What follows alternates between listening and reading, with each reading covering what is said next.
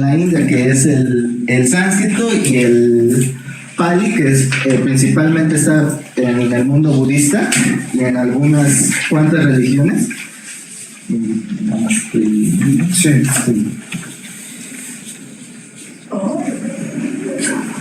Bueno.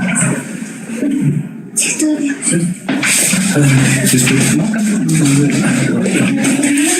Representar a las diapositivas.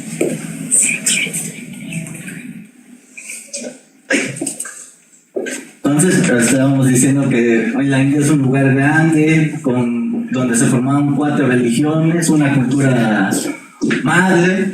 Estábamos viendo la escritura. Principalmente los primeros textos religiosos que nos han llegado son 2 letras clásicas de allá, que es el Pali y el sánscrito. Ahí tenemos 2 ejemplos de estas escrituras. Pero cuando empieza a desarrollarse la poesía, empiezan a meterse otras nuevas religiones, otras nuevas lenguas, escrituras, que se genera por, vamos a decirlo, valga la redundancia, algunos gurúes que no se querían mover de sus lugares y mejor empezaron a aprender el idioma de la zona donde vivieron. Y esos idiomas pues son el urdu, el tamil, el hindi, el chamuyi, entre otros. Y ahí estamos viendo unos ejemplos en relieves de varios edificios. Pero hay que señalar que hay una lengua que fue un vehículo que sucedió para el siglo XVI y siglo XIX, que va a ser el árabe, que llegó con algunas tribus árabes, o incluso hay que señalarlo con el imperio mogol, que fue uno de los catalizadores de preservar esta cultura. Vamos a empezar a ver un poquito, vamos a meternos un poco al mundo poético. Hay que decir que las primeras formas de escribir versos vienen desde la época védica, desde el Rig Veda. En el Rig Veda buscaban que esos primeros poemas sonaran con armonía, con un ritmo establecido, que tuvieran un equilibrio. Pero ya cuando empiezan a salir las primeras epopeyas, ahí empieza a salir la poesía ornamental, que tenían algunas veces en la lengua, le metían ciertas características para que dijeran, este es un poema, que si nos vamos en el mundo latín y griego, en el latín sería, a veces va a ser el genitivo pasa a ser dativo, ¿no? Aquí está la maestra para que vean que no lo estoy mintiendo. Y en el mundo griego, a veces la iota es para decir, es un, pues suena más para los oradores, pero es un identificador. Unas claves para que veamos. Y hay que señalar que cuando sale el movimiento de la poesía devocional o el movimiento Bhakti, ahí va a ser el choque de que buscaban jalar esos dogmas que ya estaban establecidos y darles nuevas interpretaciones, sacarlos de ese lugar, vamos a decirlo, eclesiástico que había, y darle nuevas interpretaciones. Incluso hay que señalar, esto ya son temas un poco más, quienes les gusta cosas, las luchas sociales y así, este es uno de los primeros movimientos sociales que hay en la India. Porque curiosamente hay santos que son de la clase muy baja. Que no los toqué aquí en los ejemplos que vamos a ver, pero es para que nos demos una idea. Si lo relacionamos en el mundo griego grecolatino, voy a agarrar las bases del mundo helenístico, que fue mantener la tradición, buscar una continuación y mantener un equilibrio entre estos dos lugares. Este método helenístico se siguió replanteando en Roma y desde Alejandro Magno. Vamos a empezar así con la parte tediosa, bueno, no tediosa, vamos a decirlo, revoltosa del tema. Vamos a empezar a ver la poesía en los textos religiosos. Hay que señalar que casi todos los textos religiosos van a centrarse en los comportamientos de los dioses, los héroes, y en las otras religiones en cómo le vas a dar una interpretación a tu vida. Eso lo vamos a ver mucho con los budistas, con el sijismo, que meten a veces un dios, pero no te lo dicen muy claramente cuál es ese dios. O incluso en el jainismo, que no hay un dios, pero combinan cosas del budismo y cosas del hinduismo. Hay que decir que la poesía de estos textos en la gran mayoría son didácticos, pero en algunos escritos puede ser poesía epopéica, como el Mahabharata y el Ramayana, poesía erótica, el Gita Govinda, en la poesía lírica con el Rig Veda, entre otros, pero casi la gran mayoría es poesía didáctica, si lo queremos ver de esta forma, si lo queremos relacionar con el mundo grecolatino. Vamos a empezar, o sea, no sé si los que no le hayan alcanzado los ejemplares, vamos a ver los fragmentos que yo seleccioné, pero están aquí, o sea, lo están viendo en pantalla cuáles fueron estos fragmentos que yo elegí. Vamos a empezar con las metáforas, van a ser varias metáforas diferentes. Voy a empezar con la metáfora del origen. Acuérdense que toda cultura siempre busca cómo llegaron a vivir en este territorio o cómo se formaron. Y yo agarré de las leyes de Magnum un fragmento donde te dice que Shamayu, un avatar de Brahma, está en estado estático y se empieza a generar toda la vida. El concepto del huevo que se forma y va siendo catalizador de vida. Si lo queremos ver con el mundo grecolatino, podemos relacionarlo con Hesiodo, con la Teogonía, con el inicio del poema, donde dice: al inicio es el caos, después sale Egea, después sigue el Tártaro. O sea, ese inicio de la vida. No nos gusta, pues podemos irnos con Ovidio, con las metamorfosis, que también en los versos 5 al 9 te dice: en el inicio es un lugar vacío, hay una roca donde empieza a salir la vida, el agua, y entre otros conceptos. Vamos con otra metáfora. Una metáfora curiosa es que hicieron las primeras culturas y pobladores, que decían: ¿qué pasaba si llovía? Pues era un dios. ¿Qué pasaba si alguien se enfermaba? Pues era un dios. Pues vamos a empezar a agarrar este ejemplo del Rig Veda con un claro ejemplo de la aurora. La aurora en este himno 113 del Rig Veda nos está diciendo que la aurora está saliendo en el poniente y está cambiando de color el cielo. No nos dice qué color, así en grandes, si lo queremos decir en grandes formas. Pero si nos vamos con un ejemplo con Minervo ya nos empieza a presentar algo que se va a ver si ya leyeron la Ilíada, lo de la aurora, la de los rosados dedos. Ahí empiezan a tener una tendencia de ciertos elementos que vienen de Oriente a Occidente.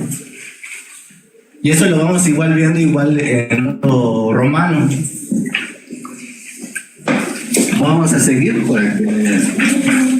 Otra metáfora que podemos relacionarla es con los sentimientos humanos. Hay que decir que una cosa curiosa de los textos religiosos es que a las deidades o a los personajes que usan, o sea, les meten sentimientos, o sea, cuando están enojados, tienen pasión y todo, o sea, cualquier sentimiento que ustedes quieran, lo manifiestan en estos textos. Y yo agarré del Purana una compilación de varios mitos de un dios a veces y sus avatares.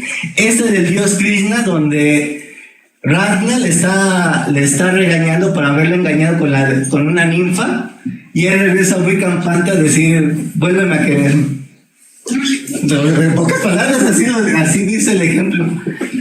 O sea, por eso lo corté. Si lo queremos relacionar esto con el mundo grecolatino,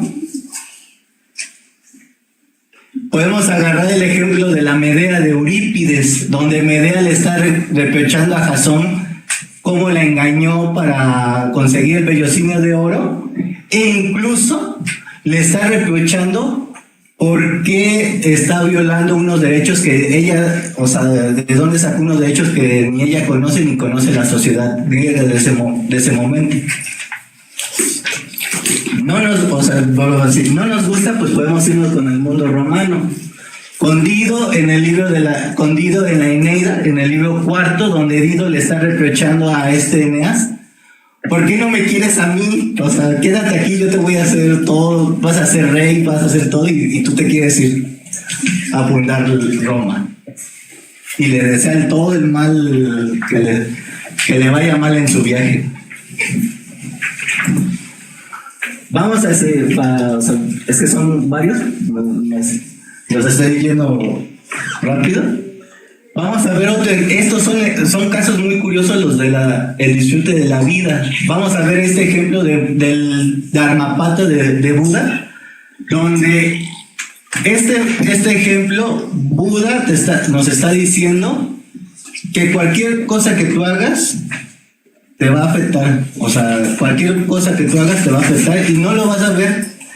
Va a seguir transcurriendo tu vida como si fuera... Ese ejemplo es un poco, puedes decir, de un humor muy negro para aquí ahorita en México, que está lloviendo demasiado. Que te llegue un río y se lleve toda la ciudad completa. No lo digo yo, o sea, ese fragmento es curioso. O sea, hay que ver esto cómo relaciona. Podemos relacionarlo con la oda famosa de Horacio, la oda 11 del libro 1, del Carpe Diem: disfruta el día, deja todos estos males, le está diciendo a su amigo. O sea, mejor dedícate a disfrutar este día, que hay muchas cosas que hacer. ¿Sí? Podemos agarrar otro ejemplo, ahora podemos irnos al hinduismo con los Upanashitas, con el Kata Upanishad, donde es el diálogo entre la muerte y un joven. Y aquí la muerte le está diciendo: tienes que elegir una vía. ¿Cuál vía? ¿El que te va a llevar al placer o la vía que te va a llevar a la razón?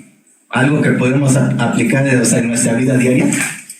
¿Cuál es la vía que hemos elegido? Si queremos verlo, podemos agarrar un ejemplo curioso de la antología palatina. Este programa de Filodemo, donde está agarrando un ejemplo una señora mayor, o sea, ya a su edad, que sigue disfrutando de su plenitud, pueda seguir gozando de su vida, aunque ya esté grande, que siga disfrutando de su vida, que siga entregándose a esas pasiones de joven, vamos a decir jóvenes, que aún lo puede hacer. Vamos. Voy agarrando ya, nada más. Vamos ahora sí con el siguiente apartado, que es la poesía Bhakti. La poesía Bhakti fue un movimiento religioso principalmente en el hinduismo. O sea, podemos decir que casi los ejemplos más característicos es con el lado de los creyentes de Vishnu y sus avatares, casi la gran mayoría, pero curiosamente hay presencia en las otras deidades del hinduismo, con Shiva, con Brahma o con otras deidades del panteón hinduista, pero en las otras religiones, curiosamente, lo que hicieron ahí es que le dieron nuevas interpretaciones a los textos religiosos. O sea, se salieron de lo que ya establecí y le buscaban nuevas interpretaciones, jugaban con esos textos que ya conocían. Hay que decir que en el mundo hinduista hay casos particulares en el hinduismo, porque va a sonar muy curioso, pero es poesía erótica, hay que decirlo así. La gran mayoría de la poesía devocional hinduista es poesía erótica. O sea, si lo digo así en forma un poco grosera, o sea, ellos sí sintieron casi el Espíritu Santo. O sea, no San Juan, no Santa Teresa, o sea, ellos no sintieron el Espíritu Santo, así hay que decirlo. Y hay que decirlo también, o sea, hay que hacer estas diferencias del mundo religioso, porque luego luego malinterpretan estos textos cuando alguien se mete así a de sopetón, si queremos decirlo, para estudiarlos. Vamos a ver igual otros fragmentos. Aquí sí les tengo que ir diciendo por poeta. Vamos a ver el poeta Tucarán, que este poeta se dedicó al dios Vital, que es una interpretación de Krishna. Y Vital lo que hace Tucarán es todo lo que te esté pasando en la vida, ignóralo, tú sigues disfrutando, o sea, yo te voy a proteger. Y ahí lo está diciendo en los últimos 2 versos. Tú sigues haciendo tu vida, no importa qué te digan, tú sigues disfrutando. Si lo queremos relacionar con el mundo grecolatino, pues yo agarré un poema muy, muy grosero, que es el Carmen 16 de Catulo, el de te daré por adelante y por detrás. Y ya saben imaginar por qué lo agarré. Igual, o sea, y sin importar lo que te estén diciendo, tú sigues haciendo lo que tú quieras en tu vida. Perdón, quedan 5 minutos. Vamos a seguir viendo. Vamos a irnos ahora sí con los del acto sexual. Agarré el ejemplo este poeta, es algo curioso que no dije, pero se llama Vaidalpatya, fue un musulmán por lo que indagué. O sea, cosas curiosas. Y este poema lo que te dice es que tú sigues entregándote al amor, o sea, los dioses te van a estar protegiendo.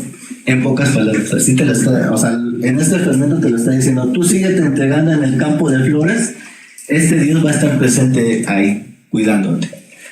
Si lo queremos relacionar con el mundo grecolatino, yo lo hice en la visión homosexual y la visión heterosexual. En la homosexual agarré el fragmento del libro 12 de la Antología Palatina. Este es el libro 12 que alza mucho las cejas por la particularidad de la temática. Milagro dice del joven que está con él en este epigrama, que es como Eros, que lo va a seguir disfrutando. Si nos vamos en el lado heterosexual, podemos agarrar un idilio de Teócrito, donde Daphne está seduciendo a una jovencita en los campos mientras deja a su ganado que paste y se entregan a la pasión. Vamos a seguir. La búsqueda de la ayuda. Agarré el poeta del sikhismo, Gurulandas, donde él te está diciendo que todo lo que se te presente, ignóralo. Tú te tienes que entregar al Dios que está presente. Aquí vuelvo a decir el caso particular del sikhismo, pues no nos dice que es ese Dios, pero nos da que no te dejes caer en el maya, tienes que entregarte al uno, en pocas palabras, si le queremos buscar más interpretaciones a ese Dios que no nos dice, para buscar esa ayuda. Si lo relacionamos con el mundo grecolatino, yo agarré la elegía 1 del libro 1 de Tibulo, donde Tibulo, al sufrir por el amor, pues se va al campo y se entrega al trabajo en pocas, vuelvo reiterativo, al campo, al trabajo de lavar la tierra, adorar a seres y otras cosas del campo, si queremos verlo así, para que se olvide del amor.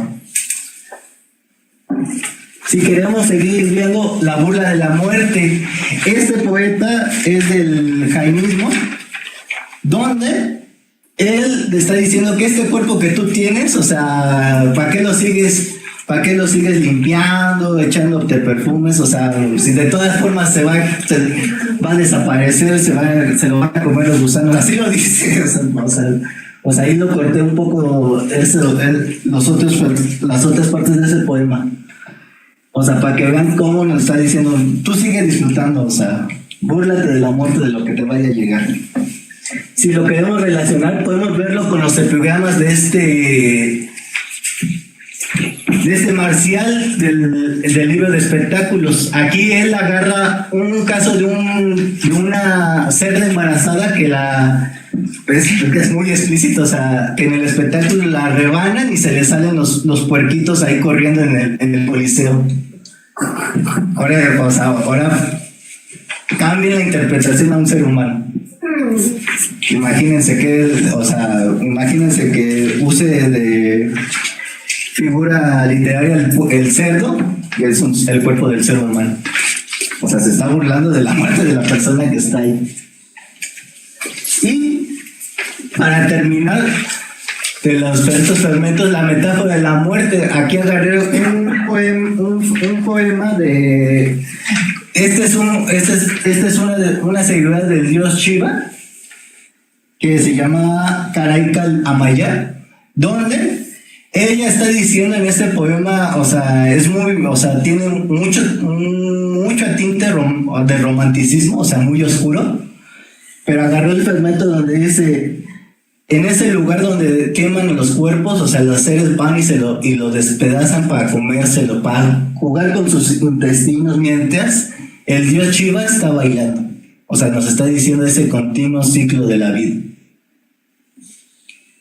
Y ahí tenemos unos ejemplos de cómo es ese lugar donde está Shiva. Si lo queremos ver por último ejemplo, con Safo, con este poema de la muerte que está diciendo Safo que vas a ir a un lugar donde está oscuro, donde no hay nada, y de ahí no vas a volver.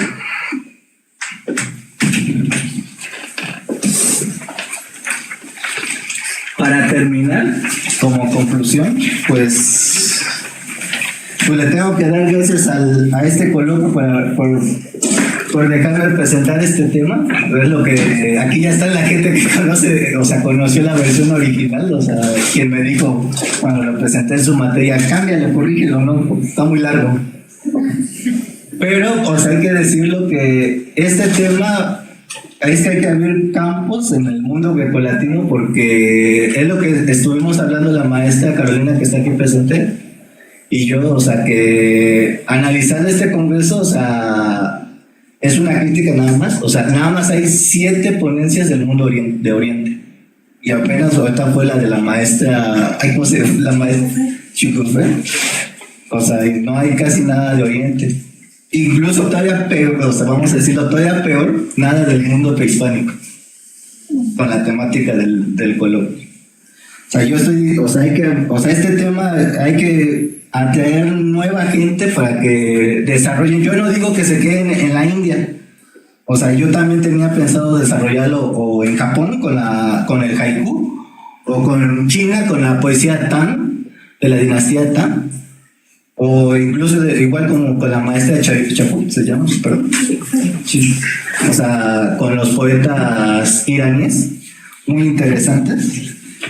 Pero, o sea, que es un campo que no está muy desarrollado, y aquí está gente que sabe que no se está muy desarrollando en el mundo hispánico.